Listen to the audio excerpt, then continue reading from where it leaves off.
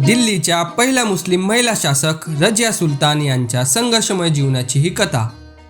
ही केवळ एका राणीची गोष्ट नाही, तर पुरुषप्रधान समाजाशी झुंज देत सत्ता गाजवणाऱ्या एका असामान्य स्त्रीची शौर्यगाथा आहे. इसवी सन 1206 जेव्हा चंगेज खानची सेना मध्य आशियातील विस्तीर्ण गवताळ मैदानावर आपल्या घोड्यांच्या टापांनी कहर माजवत होती, त्याच काळात दिल्ली सल्तनतीचा पहिला सुलतान शमसुद्दीन इल्तुतमिश यांच्या घरी एका कन्येचा जन्म झाला. पुढे हीच कन्या रजिया बिंत इल्तुतमिश म्हणून ओळखली जाऊ लागली. दिल्लीतील प्रसिद्ध कुतुब मिनारचे बांधकाम जरी कुतुबुद्दीन ऐबक यांनी सुरू केलं असले तरी ते पूर्ण करण्याचे श्रेय सुलतान इल्तुतमिश यांनाच जाते. इतिहासकार मिनाजे सिराजुज्जानी यांनी आपल्या तबकाते नासिरी या ग्रंथात लिहिले आहे की इल्तुतमिश यांच्या इतका उदार, विद्वानांचा व वृद्धांचा सन्मान करणारा शासक त्या काळात कोणीच नव्हता. 14व्या शतकात मोरोक्कोहून भारतात आलेल्या प्रवासी इब्न बतुता यानेही आपल्या रिहला या प्रवास वर्णनात इल्तुतमिश यांचे कौतुक केले आहे. पीडित आणि दुर्बल लोकांना न्याय देण्यात इल्तुतमिश यांचा तोड नव्हता. इल्तुतमिश यांनी आपल्या महालाबाहेर एक मोठी घंटा बसवलेली होती. अन्याय झालेला कोणताही नागरिक ती घंटा वाजवून थेट सुलतानाकडे दाद मागू शकत होता.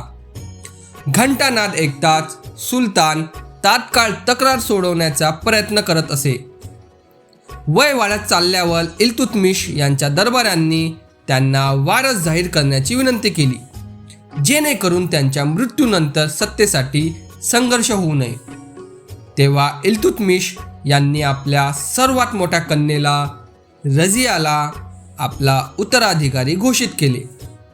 इतिहासकार सुराजुज्जानी लिहितात, स्त्री असूनही सुलतानने रजियालाच आपला वारस घोषित केला आणि तो निर्णय लेखी स्वरूपात नोंदवून ठेवला.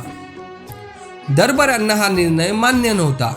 तेव्हा इल्तुतमिश यांनी स्पष्ट शब्दात सांगितले, माझे पुत्र केवळ ऐशा आरामात रमलेले आहेत, त्यांच्यात राज्य करण्याची पात्रता नाही. माझ्या मृत्यूनंतर तुम्हाला कळेल की या साम्राज्याचे नेतृत्व करण्यासाठी माझ्या कन्येपेक्षा अधिक योग्य कोणीच नाही. रजियाची निवड ही केवळ भावनिक नव्हती. इल्तुतमिश आपल्या मोहिमांवर असताना त्यांनी रजियाकडे अनेक वेळा प्रशासनाची जबाबदारी सोपवली होती आणि रजियाने ती अत्यंत कुशलतेने पार पाडली होती. तरीसुद्धा स्त्रीला गादीवर बसवणे हे त्या काळातील परंपरेच्या विरोधात होते. अरब इतिहासात काही स्त्रियांनी राजकारणात भाग घेतल्याचे उल्लेख आढळतात, पण संपूर्णपणे साम्राज्याची सूत्रे एका स्त्रीकडे असणे हे अकल्पनीय मानले जात होते. इल्तुतमिश यांच्या मृत्यूनंतर त्यांच्या लिखित आदेशांकडे दुर्लक्ष करत दरबाऱ्यांनी रजियाला गादीपासून दूर ठेवले, कारण ते एका स्त्रीच्या अधीन काम करण्यास तयार नव्हते. त्यांनी इल्तुतमिश यांचा पुत्र रुकनुद्दीन फिरोज याला दिल्लीचा सुलतान बनवले. इतिहासकार अब्राहम इराली लिहितात, विडंबना अशी की फिरोजला गादीवर बसूनही दरबारांना एका स्त्रीच्या शासनाचा सामना करावाच लागला आणि ती स्त्री होती शहाणी, धूत आणि सूड घेणारी फिरोजची आई. फिरोजला राज्यकारभारात रस नव्हता. त्याने सर्व सत्ता आपल्या आई शाह तुर्कान हिच्या हाती सोपवली. शाह तुर्कानने हरममधील जुना वैराचा बदला घ्यायला सुरुवात केली. तिने फिरोजच्या एका सावत्र भावाला आधी अंध केले आणि नंतर ठार मारले. रजियालाही ठार मारण्याचा प्रयत्न झाला. या अराजकतेमुळे अनेक प्रांतीय गव्हर्नरांनी बंड पुकारले. फिरोज बंड मोडून काढण्यासाठी दिल्ली बाहेर गेला आणि याच संधीचा फायदा घेत रजियाने दिल्लीतील जनतेचे समर्थन मिळवले. लोकांनी महालावर हल्ला करून शाह तुर्कानला अटक केली. जेव्हा फिरोज दिल्लीला परत आला, त्यालाही अटक करून ठार मारण्यात आले. फिरोज अवघ्या 7 महिन्यांचंच राज्य करू शकला. नोव्हेंबर 1236 मध्ये रजिया सुलतान दिल्लीच्या गादीवर बसली. रजिया पुरुषांसारखेच वस्त्र परिधान करून पर्दा न करता थेट जनतेसमोर येऊ लागली. ती हत्तीवर किंवा घोड्यावर बसून सैन्यासह रस्त्यावर जात असे. तिच्या चेहऱ्यावर कधीच नकाब नसे. ती केवळ उत्तम प्रशासक नव्हती तर एक कुशल सैन्य नेताही होती. इतिहासकार सिराज जुज्जानी यांनी रजियासाठी लंगर हा शब्द वापरला, ज्याचा अर्थ युद्धात सैन्याचे नेतृत्व करणारा असा होतो. रजियाने स्वतःच्या नावाने नाणी पाडण्यास सुरुवात केली. त्या नाण्यांवर सुलतान रजिया असे कोरले जात असे.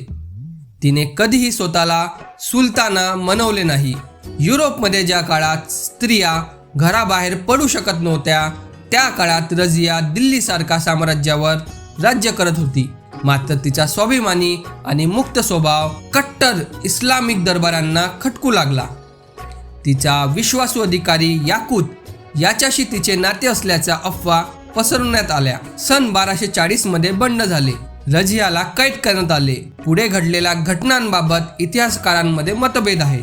काहींच्या मते तिची हत्या झाली, तर काही म्हणतात की दरोडेखोरांनी तिचा जीव घेतला. रजिया सुलतानने 3 वर्षे आणि 6 दिवस दिल्ली सल्तनतीवर राज्य केले. तिला यमुना नदीच्या काठी दफन करण्यात आले. तिची कबर आजही दिल्लीतील तुर्कमान गेटजवळ उभी आहे. इतिहासकार सिराज जुज्जानी लिहितात, रजिया सुलतान बुद्धिमान, न्यायप्रिय आणि उदार होती. एका आदर्श शासकात असणारे सर्व गुण तिच्यात होते. तिचा एकच दोष होता, ते म्हणजे ती एक स्त्री होती.